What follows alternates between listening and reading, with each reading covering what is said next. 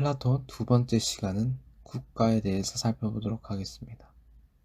플라톤의 국가는 대표적인 저서로 고전으로 지금까지도 많이 읽히고 있죠. 소크라테스를 등장시키면서 플라톤의 사상을 이야기합니다.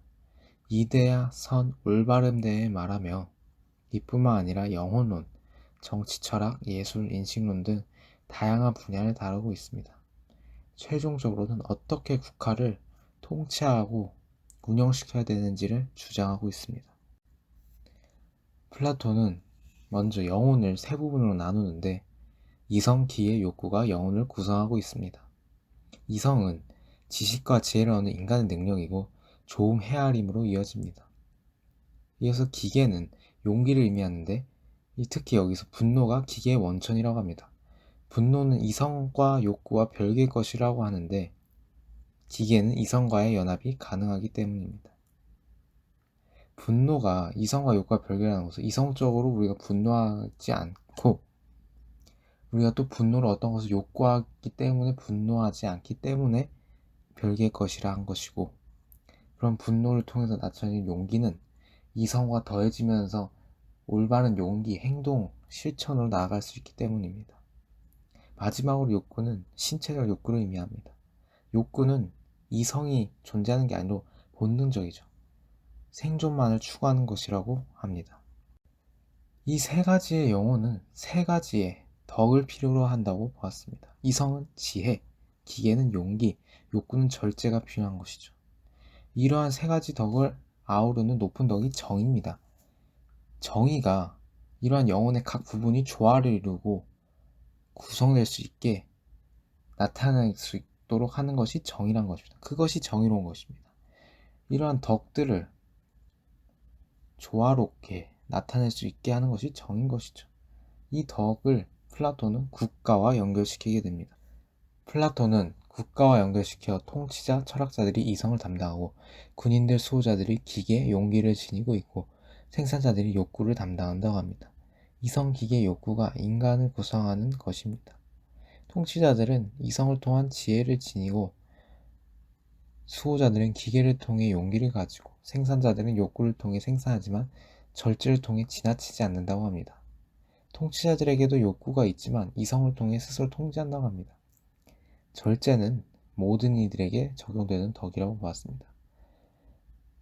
지혜 이성을 추구하는 부분, 조음에 대한 암의 추구가 주도적인 지위를 추구할 때 기계의 부분이 조음에 대한 암이 명예롭다고 여기며 이득이 되는 부분, 이득을 추구하는 부분이 욕구는 조음에 대한 암을 얻기에 적절한 방식으로 신체적 욕구를 조절하게 될 것이라고 합니다.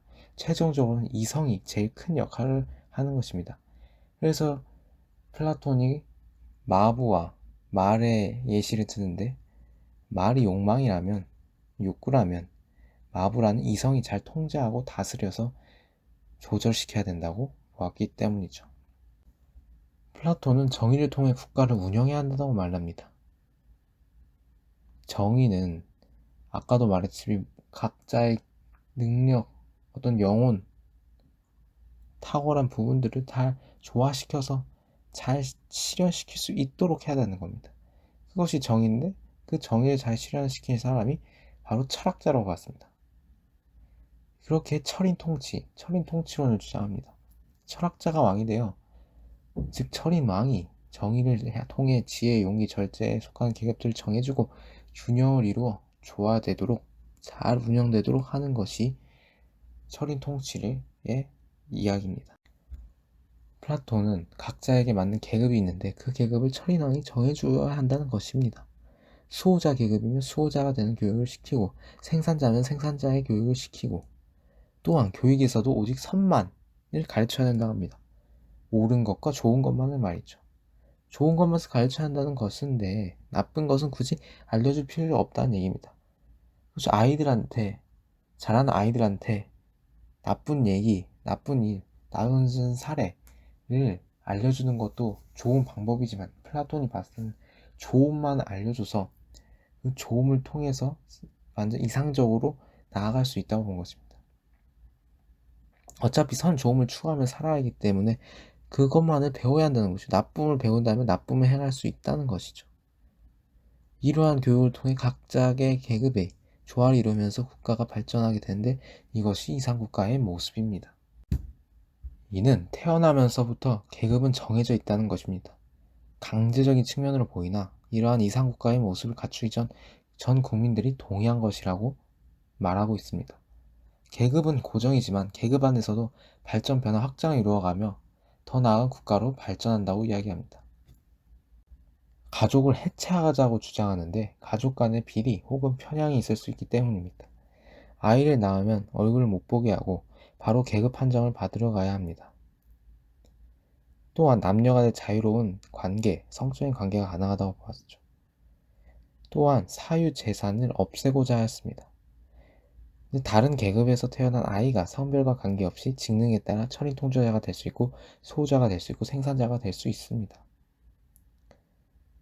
그렇게 자신의 직능에 맞게 행동하면서 조화를 나타낼 때 국가는 발전하고 이상에 가까워지게 된다는 것이죠. 이 부분에 대해서 여러 논쟁이 많을 수 있습니다. 가족이라는 것이 오히려 해칠 수 있다는 거죠. 이 플라톤이 봤을 때 냉철한 이성에 의해서 국가가 냉정하게 조화롭게 구성될 수 있도록 하는 것이 플라톤이 봤을 때 그게 이상 국가의 모습입니다.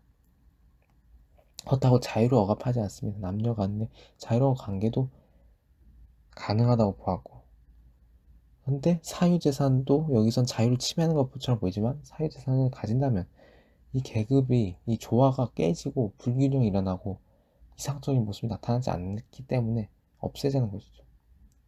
근데 또 자유로운 측면을 강조하자면 어떠한 계급이 태어나도 그 사람이 가진 탁월성, 직능,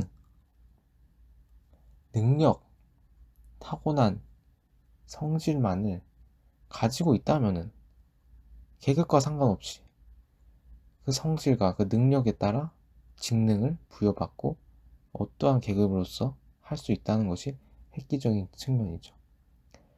성별도 관계없다고 합니다. 여기서 플라톤이 되게 이러한 플라톤의 이상국가는 어떠한 면에서 선구적으로 보일 수도 있고 폐쇄적으로 보일 수도 있고 그 두 이면의 측면을 모두 동시에 갖고 있는 이론입니다. 플라톤은 중우정치를 비판하게 되는데 자신이 존경하던 스승인 소크라테스가 민주주의에 의해 사형당했기 때문에 중우정치를 비판합니다. 다수의 우중 어리석은 대중에 의해 어리석은 결과가 나타난다는 것이죠. 그렇기 때문에 엘리트인 철인왕, 철학자가 나라를 다스려야 된다고 보았습니다. 그래서 엘리트주의라는 비판도 많이 받기도 합니다. 그런데 플라톤은 정치를 외면한 가장 큰 대가는 가장 저질스러운 인간들에게 지배당한다는 것이라고 말합니다. 우매한 대중에 의해 국가가 운영되는 것보다 엘리트가 국가가 조화롭게 운영되도록 해야 한다는 입장인 것이죠. 이는 스승인 소크라테스의 죽음이 큰 영향을 미쳤을 것이라고 추측됩니다. 최종 정리. 정의를 통해 각자가 가진 직능에 따라 계급에 속하고 계급의 조화가 이루어질 때 국가는 발전하고 이상국가로 나아갑니다. 그리고 이런 계급의 조화는 고정된 것이 아니라 발전 확장한 형태로 끊임없이 발전하고 진화하는 형태를 나타낼 수 있다는 것이죠. 이러한 플라톤의 이상국가는 한편으로 굉장히 개방적이나 한편으로 굉장히 폐쇄적이기도 하지만 그 당시의 시대의 모습을 생각한다면 상당히 선구적이고 진보적인 주장입니다. 열려있다고 할 수 있죠. 하지만 이러한 플라톤의 폐쇄적인 측면이 강조돼서 이후 칼 포퍼나 정치 철학자들한테 많은 비판을 받습니다. 하지만 이 플라톤의 사상은 현대까지에도 많은 기감을 주고 영감을 주며 주목을 받고 있습니다. 이곳으로 플라톤을 마치겠고요. 다음에는 플라톤의 제자 아리스토텔레스를 살펴보도록 하겠습니다.